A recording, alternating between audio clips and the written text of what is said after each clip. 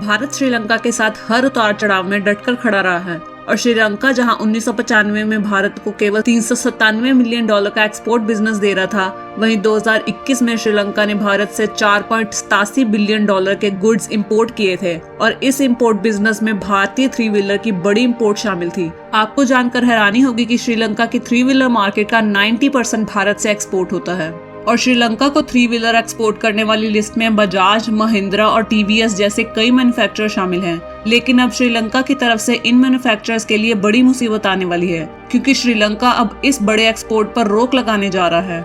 Reports के according 2022 में भारत ने लगभग 1 लाख 3 व्हीलर श्रीलंका को एक्सपोर्ट किए थे।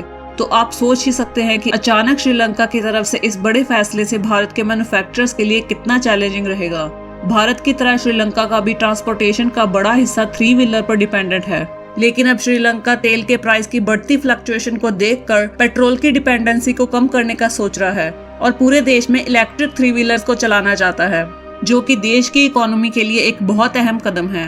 आपको बता दें कि श्रीलंका के मैन्युफैक्चरिंग लीडर्स में से एक मिल्टन मोटर्स इस काम को शुरू करने जा रहे हैं और कंपनी जल्द ही इलेक्ट्रिक 3 व्हीलर्स की मैन्युफैक्चरिंग का काम शुरू कर देगी। कंपनी ने बताया है कि वो 2 मॉडल्स की डिजाइनिंग का काम पूरा कर चुके हैं और अब सरकार के सहयोग से कंपनी जल्द ही मैन्युफैक्चरिंग को शुरू कर देगी। लेकिन हम तो कहेंगे कि अभी भी ज्यादा देर नहीं हुई है। भारत में ऑलरेडी इलेक्ट्रिक 3 व्हीलर्स की मैन्युफैक्चरिंग शुरू हो चुकी है।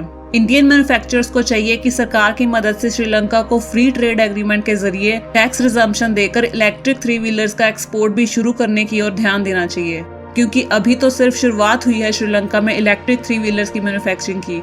लेकिन देश की ट्रांसपोर्टेशन की डिमांड को पूरा करने के लिए उन्हें बहुत बड़ी मात्रा में 3 व्हीलर्स की आवश्यकता पड़ेगी। आपको बता दें कि श्रीलंका के अलावा नाइजीरिया, सोमालिया, अरब, इराक और मैक्सिको को भारत के 3 व्हीलर्स एक्सपोर्ट किए जाते हैं और इनमें से कुछ देश अब इकोनॉमिक क्राइसिस से गुजर रहे हैं, जिसके फलस्वरूप भारतीय 3 व्हीलर्स एक्सपोर्ट पर तेजी से गिरावट देखी जा रही है। पहले इजिप्ट भी भारतीय 3 व्हीलर्स की एक्सपोर्ट लिस्ट में शामिल था, लेकिन 2021 में इजिप्ट ने बजाज के 3 व्हीलर्स पर पूरी तरह से बैन लगा दिया, जिसकी वजह इजिप्ट सरकार ने पोल्यूशन को कम करके क्लीन एनर्जी को बढ़ावा देना बताई है और इजिप्ट की सरकार ने अब इलेक्ट्रिक 3 व्हीलर्स की इंपोर्ट की ओर ध्यान देना शुरू कर दिया है। तो अब हम कह सकते हैं कि भारतीय मैन्युफैक्चरर्स के लिए अच्छा मौका है। अगर वो श्रीलंका की मार्केट पर पकड़ जमाए रखना चाहते हैं तो इलेक्ट्रिक 3 व्हीलर्स की मैन्युफैक्चरिंग को तेजी से बढ़ाना चाहिए और सरकार को भी इन मैन्युफैक्चरर्स के लिए सब्सिडीज निकालनी चाहिए, क्योंकि आज भारत के पास श्रीलंका के 3 व्हीलर मार्केट का बड़ा हिस्सा है।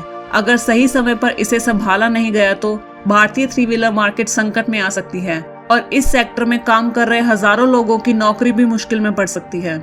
इस बड़ी खबर पर आप अपने विचार कमेंट सेक्शन में जरूर लिखें कि आपको क्या लगता है कि भारत में इलेक्ट्रिक 3 व्हीलर्स की मैन्युफैक्चरिंग को बढ़ाकर श्रीलंका को एक्सपोर्ट करने पर ध्यान देना चाहिए। हाँ या ना में अपना जवाब जरूर लिखें और वीडियो की जानकारी पसंद आई हो तो लाइक बटन जरूर दबा दें। जय हिंद, धन्यवाद।